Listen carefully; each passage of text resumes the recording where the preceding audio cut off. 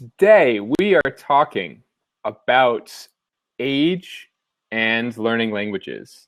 So the question is, am I too old to learn a language? Well, a lot of people, say these kinds of things. They say, I don't want to learn a language because I am too old. Or, Mm. children are better at learning languages. So what's the point of my trying as an adult? Mhm. What do you think? What do you say to people when they tell you that, Ruben? Poppycock. I don't use that word actually, but I try to see why they think that, and if it's just a popular this popular thought because of everybody, um, I guess the society telling them that, or if they've tried. I like to see if they've actually tried anything. I want to see how old they are Of too, course. because maybe people think they're old. That's a relative thing too, and we usually come to the conclusion that it's not that different of a process. But we'll talk more about that today too, I'm sure. The different details of what it takes to learn a language, and maybe certain advantages you might even have for learning a language if you're experienced and wise. Maybe old is a harsh for some people too, because I just turned 30, as I told you last week, last Friday, and the word is changing its meaning to me. So 30 Of course. might seem Yeah. old to me, but Well, definitely there are older people who are probably looking to solve this problem, huh? yeah. Well, congratulations for Thanks. turning 30. I made And it. yeah, it's an interesting question. And it's true, the definition of old is something we should discuss later, Mhm. but it's one of the most common misconceptions. In the past we've talked about language myths. This is a Mhm. huge language myth that children learn better than adults. There's some evidence to support this in certain aspects of language learning and in Mhm. certain conditions.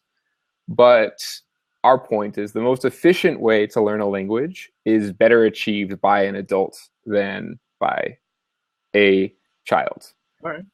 So, uh, speaking of children and adults, my Guarani fact of the day will be Oh, the word for the youngest person in a family or in the room is mitai. And Mita is the usually, youngest so person in the room. yes, it's like little young one.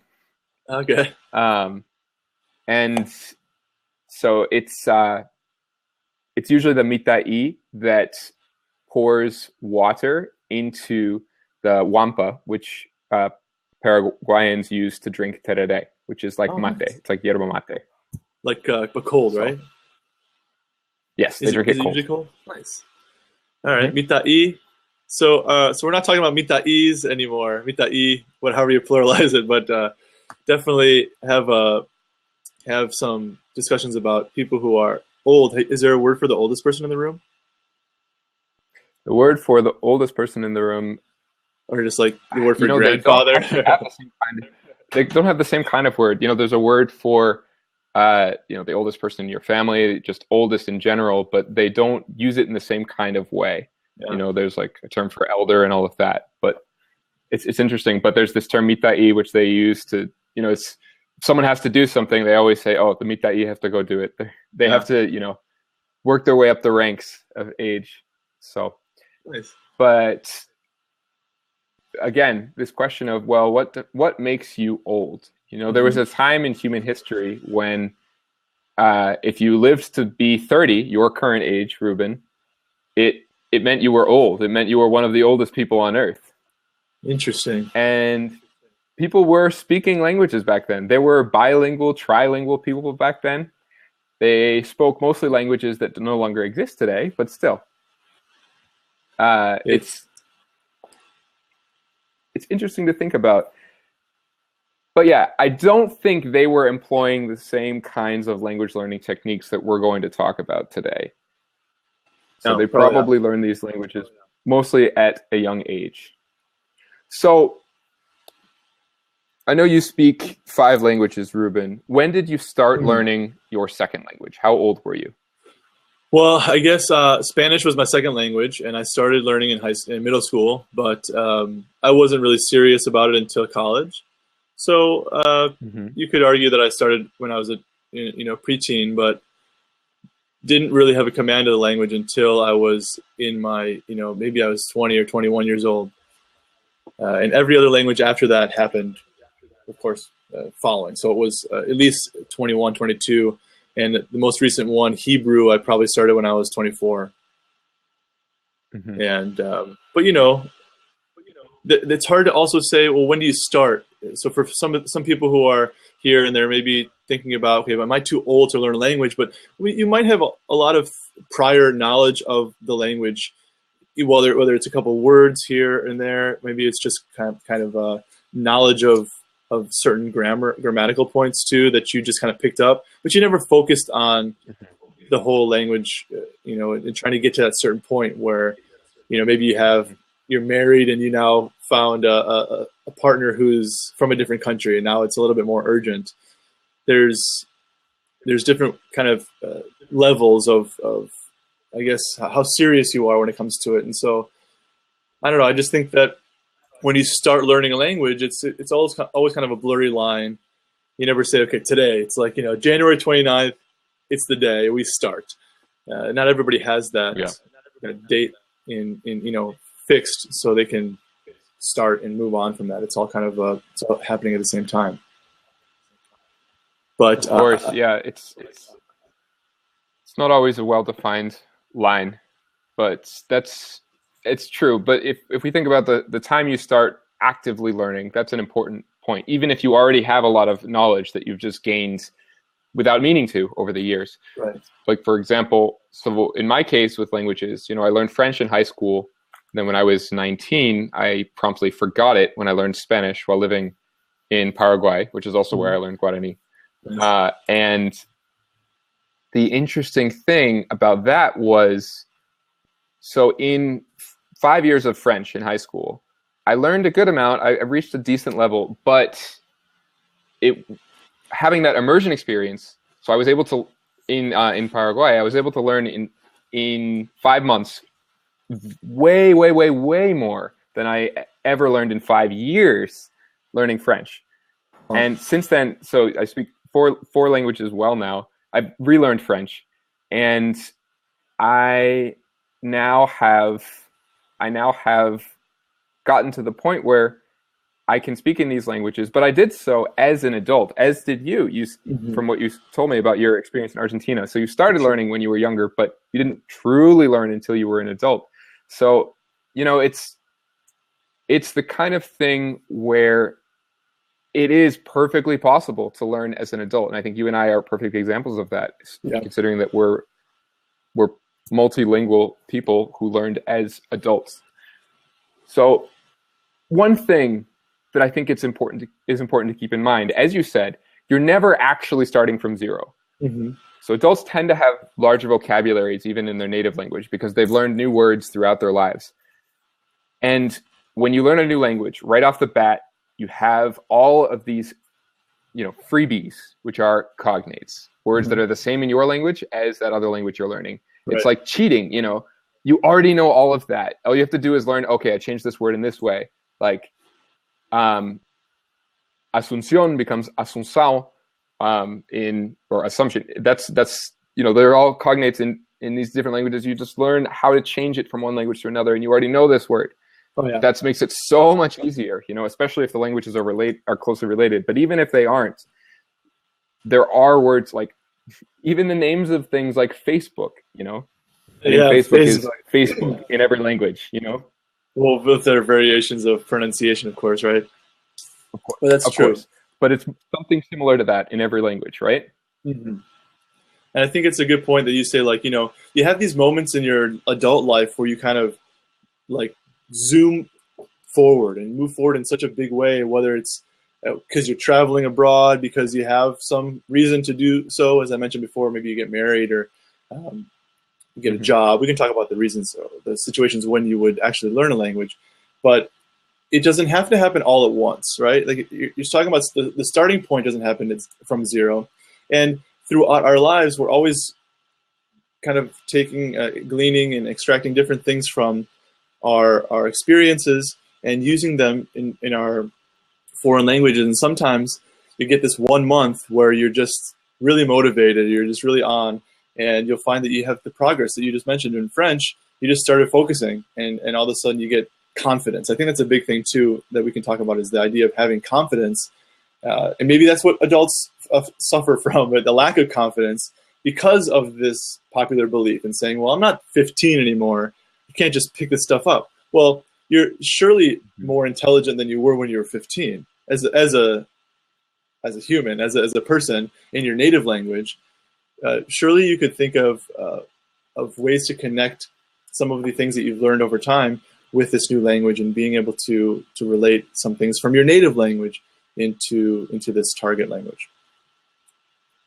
We have people learning really Italian, English, lots of different languages that you can learn. And this time of our lives, 2016, where we have a more globalized society, we have lots of resources online. People are just meeting different people from around the world, having more reasons to learn languages, and just taking it upon themselves to do so. So we want to help give them the right tools to get started, or to continue where, from where they have already begun.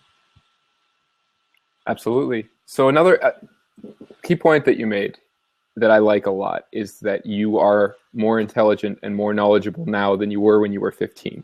Mm-hmm. I think that's definitely true. So, something we learn to do as adults is, one of the skills we develop over time is the ability to shut out unwanted information and focus on specific things we do want to learn. When you're a child, especially, you a lot of the time children get distracted by things, and also things like people with ADHD usually have more severe ADHD as children than they do as adults.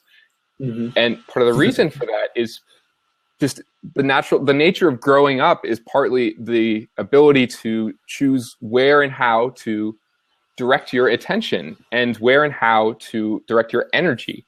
So when you learn how to do that in a more effective way, unfortunately, that does usually mean you become a little bit worse at passive learning. So people, they say children just absorb languages without doing anything. Well, some of that is because they don't know what to focus on. So they hear a language and they just learn it. But that's not the fastest way to learn. So in terms of active learning techniques, not just listening while doing something else and not really paying attention, or, those tapes where you listen to a language while sleeping, which I don't know. We don't have to talk about that today and how ineffective it is. But active learning techniques, taking the time to focus on what you are learning.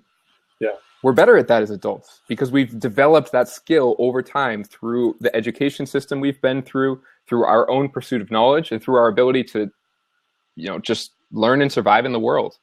And that gives us a huge leg up. Once we're using these strategies that you just mentioned, Ruben, in terms of strategies that make adults more effective learners than children, then it's significantly better to be an adult who can focus their attention in these effective ways.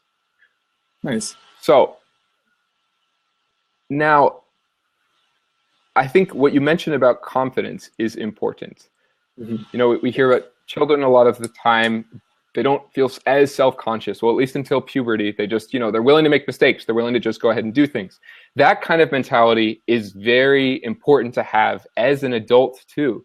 You have to be willing to go into a store, trying to buy a pair of scissors and ask the person for, I don't know, let's say a hairdryer instead, and then have this moment of confusion where you don't know what you're buying, and you accidentally have the wrong tool, and you're really confused, and then you accidentally insult the person when you're trying to say, no, I couldn't understand you.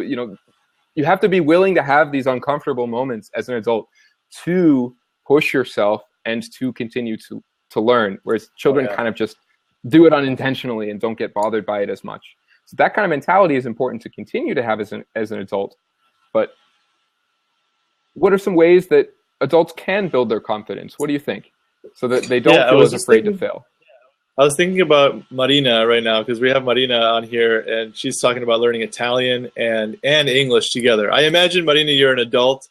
I wanted to hear from you too, if you had any experiences you wanted to share with us about. I mean, these are two languages. I imagine you're a Russian speaker as well, going from all the Cyrillic alphabet. But feel free to share that with us. And just want to include her and even invite her to come on and speak with us if she'd like, because that's a confidence thing too, man. If you can come on a Blab and speak to some random native English speakers.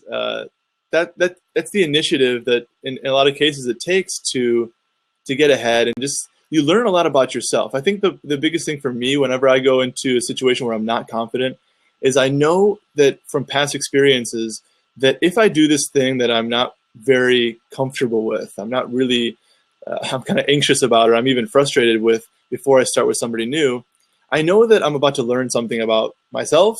I'm about to learn something. Maybe it's a new word I'll encounter. Maybe this person who I'm afraid to talk to is actually a really valuable source for me, whether he or she knows it or not. And I think that as an adult, you have such a better ability to learn from other people. And you talk about this passive learning, and just to define that too for people, it's not actually opening a book and seeing a word and translating a word, but the passive learning is that, just hearing things in the background or eavesdropping in conversations that you're not really writing things down or taking notes. I love at the end of a day, let's say I'm learning a language or I'm traveling and I've just kind of going through all the conversations I had that day, all the interactions. And I think about all the things that I didn't know before, whether it was culturally related, whether it was a vocabulary or just a pronunciation thing, because I'm a big pronunciation guy. But it's such a big confidence boost. So I go into the next conversation saying, "Oh man, I had general success with this last one. They understood me. I understood them. I learned a new word. I'm flying into that next conversation because I feel a lot more secure in just the fact that I'm probably going to get better after. Even if I'm going to have to struggle through this, it's going to be a positive thing in the end." Of course. That kind of confidence is really important. And if you don't enjoy learning the language, you're not going to want to keep doing it. It's important to make all of this Yeah, fun. for sure. There's so much potential to have language learning fun. So why suffer with it? Yeah. But yeah, that ability to reflect on your progress, kind of evaluate yourself, that self-reflection, that skill is something that adults possess much better than children generally. Mm-hmm. It's yet another way that adults can learn better and more efficiently than children. If adults are trying to learn in a particular way and they think about it, they're like, hey, you know what? I'm not actually even learning anything. Well, then they say, okay, well, then I'll approach this in a different way. I will, instead of just kind of squinting at the TV with the subtitles off and seeing people interact with each other and yell at each other and smile and kiss and not really understand anything that's happening, we'll decide, all right, well, maybe I should do this instead. Maybe I should find a teacher. Maybe I should approach it in some other ways. Whereas I think a child might be more inclined to just keep trying ineffective methods or to just not, to just kind of do something else and only do what they're necessarily required to do. Kids don't see as many advantages with it, right? I mean, adults have such a better perspective on why you learn a language, and just generally speaking, how to get ahead. People are, again, more wiser, they're more experienced, and there's just so many more, I guess, small advantages when it comes to being an adult. And I'll give you one for, just to think of. I like to know different ways to say one word. In English, for example, we have lots of different synonyms. It's nice to be able to go to a thesaurus when you're thinking of a different way to say something. I also like the idea of just thinking about whether you speak 2 languages or 5 or 10, thinking of all the ways that you can say one word, across the board in all those languages, and think to yourself, I mean, it's pretty powerful. The fact that you have, let's say, 7 to 10 to 15 different ways to say one object, and maybe there's 2 or 3 in each language. it's super powerful. It's something that whether you're using it all the time or you're using it kind of like I do this with my fiance a lot right now. Is like kind of like secret codes when you're with people who don't speak the language and you want to use one word or two words. You have so many options as to how to translate that word or how to go about it. In some cases, it feels like you're like a secret language, or even if it's very very widely spoken. If you're the only adult that's taking the initiative to do this, if it's not a very common language, it's a really powerful thing. I just feel empowered by that too. That's true. So let's talk about a couple other ways that adults are better language learners than children. For one, children have to learn so much more than just languages. They're still learning the rules of society. They're still learning who they are. They're still learning what will happen if they do this, cause and effect. They're still learning so many things, and it's exhausting to be a child sometimes. And it's scary. It's stressful. It's because you spend so much time just learning and not understanding what's going on as a child. And of course we still do that as an adult, but there are fewer things that we need to know in order to get by in our lives. So because of that, because as adults we don't still have to learn all of that, we are able to focus more of our attention, spend more time on specific areas of language learning that need improvement. If we are trying to do that, all it takes is you have to actively do it. So, when is the best time to learn a language? I would say as soon as possible. It's even better if you start as a child and then continue as an adult. But just because you're an adult now, it doesn't mean you shouldn't still start. Just because you're starting to learn the language at age 40 does not mean that you won't be able to speak it essentially perfectly. It will take learning anything, quote unquote, perfectly will take time. And that's just a fact. To really sound like a native speaker, that will take time. But anyone is capable of doing it. Like my oldest student at Linguas Francas, for example, is 73. He's 73. Wow, really? Yes, he's 73. 73 years old? He started classes with us when he was 72. And he's been taking classes for a few months now and turned 73 a couple of months ago. And he's Brazilian. He speaks just Portuguese. And he entered our classes knowing just very beginner English. And he's already at the point where he's at intermediate. So he has no previous language learning experience at all. And at age 72, he decided he wants to learn a new language to exercise his mind, just for the fun of it. And he's making fantastic progress. So my point is, if this man at age 72, 73, if at age 72 or 73, if he is able to go from truly a beginner to already, an intermediate student, and he has no intention of stopping, then who's to say that anyone who is, let's say, 80, 90, couldn't do the same thing, as long as they are healthy enough to do so. Right. And if an 80 or 90-year-old can do it, then I would say anyone younger than that probably can as well. Sure. Well, we do know, in that same regard, being old in general, it's that we've seen research before that suggests that learning a language at a younger age, it's not 73, but maybe a little bit younger, does help to prevent, or at least, delay the onset of certain disorders like dementia, or all these different kind of things where you might lose your memory at an age like 73. Man, that's really impressive. And obviously, I want to be learning new languages at 73 too, if only just to set an example for younger people and just say that, man, if you're at that stage in your life and you're still interested in learning, and I want to hang out with you. I want to be your friend. I want you as my mentor. And it's only going to help your mental health in a lot of situations where you're practicing vocabulary, you're working on building sentences and at least being understood. At that point, I'm sure you're not working on your perfection, but rather communication. And at 73, man, you probably have money to travel. You're probably retired and you're trying to go around the world. That's a great chance for people to really start something different. And I know a lot of people take up hobbies when they're old, but man, I'm language impressed by learning that guy. could be a hobby. It's really fun. I completely agree that when I'm that age, I want to be that kind of person too.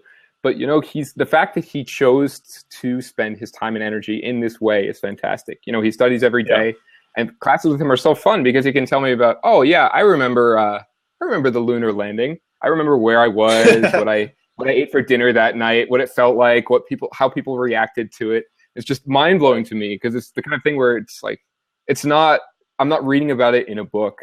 I'm hearing about it from a person who was alive at that time, and not only alive, but like following the news and able to see what was happening. Which is crazy. Sure. Absolutely. And it's never too late.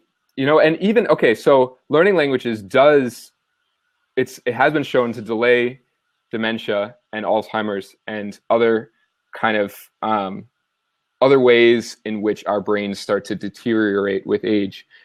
But even once brains have begun to deteriorate, which really can happen as early as, sorry to say this, Ruben, but it can even happen as early as your current age, or even earlier. It can happen at 25 or even younger for some people.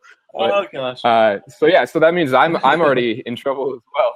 But even then, you still can learn new languages, and not only that, but because of neuroplasticity and your brain's ability to kind of take an inactive part of your brain and reassign it to something else, your brain is able to continue to grow and develop new further connections within itself, and you can still become more intelligent, more able to just function in the world simply by learning a new language, which is really, really kind of incredible when you think about it. So do yourself a favor. If you think it's important to go to the gym or go for walks or eat healthy, give some food for your brain, like take care of yourself and give your brain what it needs, which would be something like learning a language or doing something that activates it. That's what I say. Yeah, for sure. So it looks like Ben would like to call in and talk to us. It's the Lucas. Oh yeah, people can call in for sure. Let's see what people have to say. Lucas, people can call in. We would love to have some guests. Want to hear what you guys have to say about learning languages. Is anyone learning a language as an adult? Want to tell their experiences, difficulties, challenges? We want to hear about them too. You can comment on the side. Share this with your friends too. We want to hear from everybody, especially those with, hey, what's going on? Hello. Hey, what's up, guys? So, what's your name? My name is Ahmed, actually. Ahmed, very nice to meet you. Yeah. Thank you for calling in. Yeah. Same here. So, which languages are you learning, Ahmed? I'm actually trying to learn Japanese. I'm now 33 years old, and nice. I'm not sure if I am too old for this for learning the language or not. Yes. What's your native language, Ahmed? You're not. He says you're not. For sure. My native language is Arabic. I'm from Algeria. Okay. Whoa, okay. Nice. So you speak Arabic. Clearly, you speak English. Do you speak any other languages? And I speak also French. Nice. It's French. Yeah, you got a nice head start, though. I'll definitely say that. Yeah. Thank you. They say the more languages you know, the easier it becomes to learn other ones. You have the subsequent problem of then starting to confuse them, but in terms of learning them in the first place, it's a little easier. So yes, I agree. I quite agree with you. Yes. What stage? Yes. So I was going to ask what stage you are in learning Japanese. Are you an absolute beginner? Have you already started a little bit? Well, I'm a beginner. I'm still at on my first steps. I'm learning it on the long run. Very nice. Yes. It's pretty difficult, but I really want to do my best to learn it. It's 3 days, so I'll do my best. Why Japanese? From Algeria, and now you have Arabic, English, French, and now Japanese. You're just trying to mix it up a little bit. Is that what it is? Yes. It's quite strange, but actually, I like the country. I like the culture, and well, I sort of have like a girlfriend there, That's one more. Okay, fine. That's why. We figured it out.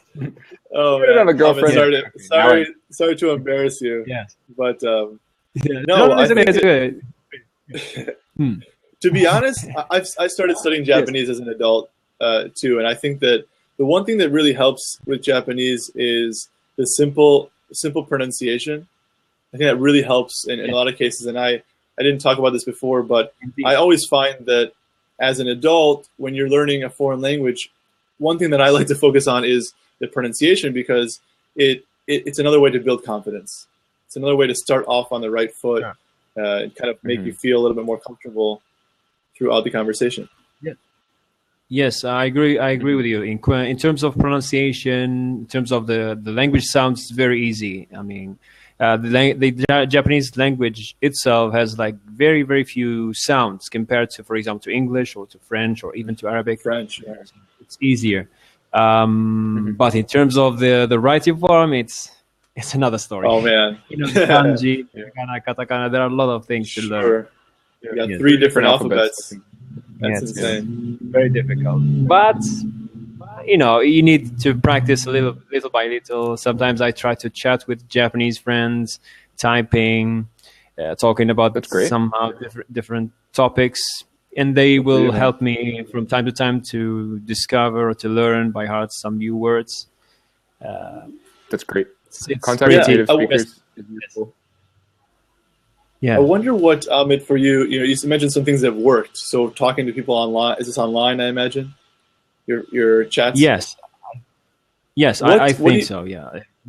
What do you think is something that maybe doesn't work that maybe you thought that would? Anything that just, I know it's like a common thing to think of the positive things. Yes. Here, you can do it, think of the good things, but we should also play devil's advocate a little bit and try to challenge these things and say, well, certain things don't work as an adult. You're 33 years old learning Japanese. What are the biggest challenges? Well, the biggest challenges about learning, for example, Japanese. Well, as I said, it's the kanji. I try many times to remember it. I use, for example, the flashcard. I try other ways, but it's really difficult. I mean, maybe the age.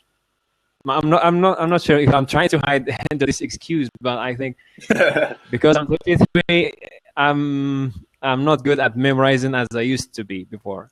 Okay, especially. Well, yes, go ahead. There are all kinds of memorization techniques. We tend to think, oh, I'm not as good at this as I used to be. Well, then maybe you should consider learning some techniques to improve your ability to memorize. Think of your memorization skills like a muscle. If you haven't gone to the gym or haven't gone for a run in a long time, you can't run as far or lift as many weights as you could before. You have to practice. You have to stay in shape. You keep your mind in shape too. So, and there are all kinds of different things that work differently for different people. Have you tried, so especially with a language where you're learning the shape of the character too, have you tried using old school pen, like the kind that you hold in your hand like this? Have you tried using a pen to actually draw out all of the symbols? Because the act of writing on physical paper actually helps a lot of people memorize better than using a computer. I mean, not everyone, but a lot of people, it helps. So have you tried that? Yeah. Yes, I have tried maybe once or twice, but I gave up because after I took a break, drinking coffee, and then I want to go back to the 10 letters, to kanji that I wanted to remember. Yeah, I find it really difficult to remember them, all of them. So I thought maybe it's not gonna work on the long run. So I just gave up that, and just try to focus more on the speaking form, because maybe that's what I need on the first place. Maybe in the future, because I need more to communicate than to write. But of course, I still want to work on my memory so I can memorize. I mean, I can write and read in Japanese as well. For sure. That's great. I think it makes sense to focus on what you think will be most important. but don't Yes. give up entirely with these other characters. You know, I do believe that you will achieve what you need to achieve if you put Go the time Ahmed, and energy there. I believe in you, Ahmed. I believe in you. I was Thank going you. to I say really that, appreciate it's a huge thing to think about as an adult. Maybe another disadvantage, because I'm full of those right now. To think about language learning as an adult as a big habit change, a bunch of changes to your habits. Because when you're learning a language, in most cases, I'm a pronunciation coach, so I help people with specifically their pronunciation. And the biggest, I guess, surprise that people hear when they ask me about it is that it's not just about sounds, not just how to pronounce, a th in English or the throat guttural sounds in Arabic. It's really how to implement these into your life. So you're studying Japanese, you want to be able to speak, but or even practice the kanji or the different characters in kanji. It's almost like you got to schedule it. As an adult, you're busy. You have other things. You got a girlfriend. The girlfriend's the motivation, but you got, I'm sure, a job or studies or something that you got going on top of this language. So it's almost like, okay, 9 o'clock, I got to do my kanji practice for half an hour. When you work it in, and that's for me the hardest part personally. It's hard to be consistent with that, and so I'm like, what am I going to do? I got so many other things to worry about. I got kanji now. What the heck? Yes. It's a little bit too much. Yes, that's so intense, actually. Yeah, I do. But I do understand you. Once you do develop it as a habit, though. Sorry, excuse me, Ahmed. I think I interrupted you. Go ahead. No, it's okay. A few moments ago, I was teaching class. I'm an English teacher. I'm not that good, actually. Fantastic. By the way, we didn't compliment Ahmed before, but your English is phenomenal. Yeah. You should be an English teacher. I'm glad you are. Yeah. Thank you. English is excellent. So actually, schedule is not really, how to say, I'm not so organized. I mean, in terms of time, I'm not doing things on right time. So making it is one of the greatest challenges I face, like every day. I'm not so ordered. If my words are clear, so I think that's one of the things that makes me not organized in learning Japanese. And as you mentioned before, being like busy all the time doesn't help to make you learn the language as you're supposed to be. Of course. Well, something we should that might help. We should do a blab on habit change. Yeah, we should. We absolutely, in the future, we definitely will do that. That's a fantastic idea. Something that I think might be helpful for you, Ahmed, if you make some goals for yourself, like learn this much over this amount of time. Yes. And then, scheduling in these study sessions can be really hard. For some people, that really works. For some people, if you organize your life down to the minute, it makes it easier to do everything. For other people, that's just stressful and it doesn't work. So just see if it sounds like for you that's something that's difficult for you. But if you can incorporate learning the language into your life in ways that you wouldn't expect, but just start to feel normal and natural, then you'll learn even when you don't realize you're learning. And if you add that to some occasional study sessions, you will reap maximum benefits from your efforts. Yes. So thank you very much. That's really good advice. I will try to make from now on. I hope so. You're welcome. And thank you so much for joining us here. It's really great to have you. Thank you. The pleasure is really mine. Yes. We'll hopefully see you again very, very soon, Ahmed. Okay. So are you guys trying to learn some kind of new language, or? Sorry, I didn't ask you. Always. Always, yeah. Yes. So can I ask you about what's the language that you would like to learn, or as an extra language, maybe to your repertoire? Sam, you want to go first? Yes. I would say So what I'm currently doing is trying to push my knowledge of French to the level of my knowledge of Spanish and Portuguese. I'm starting to get close. I'm very proficient in both Spanish and Portuguese, and I'm good at French, but I'm not quite as good yet. So I'm trying to really master it, But then after that, I'm not sure what I would learn next. Possibly something totally new. I don't know whether it's German or Japanese. Ooh. And possibly I will do the same thing and try to push my level to mastery with one of the indigenous languages in the Americas that I've had exposure to, and I know some of, like Guarani, for example, or Miskitu, which is a language spoken on the Atlantic coast of Nicaragua. Mm-hmm. So we'll see. Very specific. How about for you, Ruben? I guess Great. Japanese is like in style right now, apparently, because I was also taking some time and learning Japanese myself.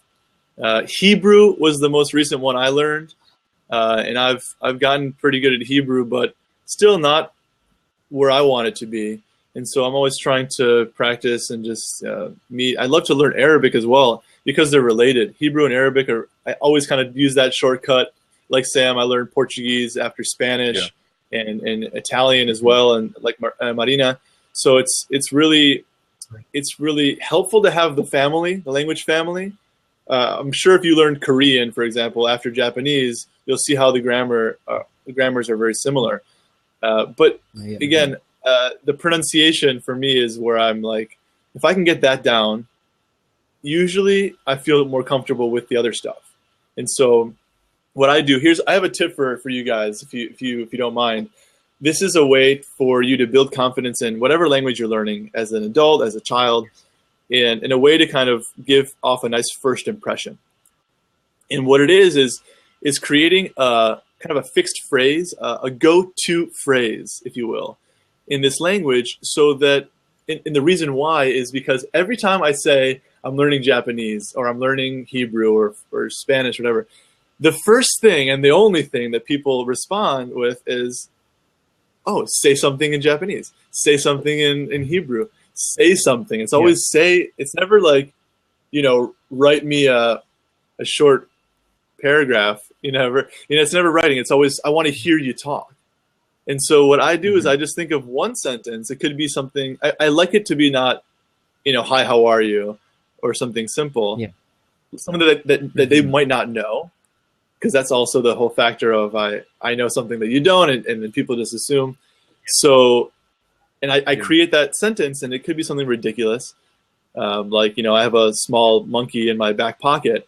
Or it could be something, just a regular sentence, because for a language like Japanese or Arabic, even in Hebrew, people don't really know, especially in the United States, people don't really know much about it. So if you'd like, I'll share with you my Japanese go-to phrase. Are you ready for it? Do it. Do it. Yes. 俺は日本語をあんまり喋れないけど勉強してる途中だよ。わ、すごいですね。Amazing. It's good. So it's like, one sentence, it means, for those of you who aren't proficient in Japanese, I'm not. It just means I don't really know Japanese, but I'm kind of I'm in the process of studying. And it's something that, again, people hear it and they're like, oh, okay, all right. Okay, you speak Japanese. I get it. I've no more questions. No more doubts. I got it. And that was a big thing for me because I was so worried about it. I was so frustrated with people being like judging me and my American accent or whatever I might have. And I was just trying to find a way to cut that off, to eliminate that from my life. So there you go. Yeah. Go-to phrases. Get them down. I like to do tongue twisters because then it's also a personal challenge, because it's really hard to make the sounds. So you're practicing at the same time you're showing off. If you can do it well, once you're at that point. Well, I think we're just about out of time. Are there any final points you'd like to make, Ruben? No, I just wanted to say this is really fun. I like talking about this topic, especially because we're adults. I like that we're kind of debunking these myths that you're not really too old to learn a language. The idea of neuroplasticity, that's one of my favorite words, at least for this week. Yeah, the idea that ever since the 1960s, research has just been proving so the contrary of the fact that the brain is kind of fixed, and once it's damaged, you can't repair it, and all that stuff. And it's just not. It just seems that it's not true anymore. And people are learning new things all the time. And it's just about, in my experience, just about how to relate the material and how to make sense of it, and using mnemonic devices, scheduling this time out as an adult, as we mentioned just with Ahmed just now. You don't always have time to do these things. It's not about volition. It's not about the motivation. It's really about, are you available at certain times of your day to really to get it done, because there are certain things in your life that have higher priorities. But I wish everybody here the best of luck with their language practice, to continue following us too, because we got lots of fun stuff to talk about in our Blabs. I wanted to, if you don't mind, Sam, I'm going to plug a webinar that I have coming up. Again, I teach pronunciation to lots of different language learners who are trying to develop natural speech and a better accent. And so next Tuesday, the 2nd of February, I have a webinar that's coming up. It's going to be how to master your pronunciation in any language. And I'm putting the link on this in the chat right here if anyone wants to come and join. It's going to be fun. And ask any personal questions you like, and we can talk about your language specifically, because this is really using platforms like Blab, other webinars, and our websites that we have, like Linguas Francas has as well, is I think the best way to keep moving forward, to stay motivated, to get help, to ask people what they're doing, and to learn from others in every possible way. So I welcome you guys to join me on Tuesday, and to join us here pretty much every week. We got Blabs going on. So follow us on Blab and on Twitter and all those things, and you guys will be moving forward and learning that language in no time. So thanks for joining, everybody. So thank you for joining me, Ruben. I say, to wrap things up, I'd say the most important things: don't learn like a baby, because adults actually learn better than babies. Don't be a baby and say you can't do it, because yes, you can. And start now, because there's never a better time than right now. Thank you all so much for being here, and I look forward to seeing you next week. Thank you, Sam. You're welcome. Take care. Bye-bye.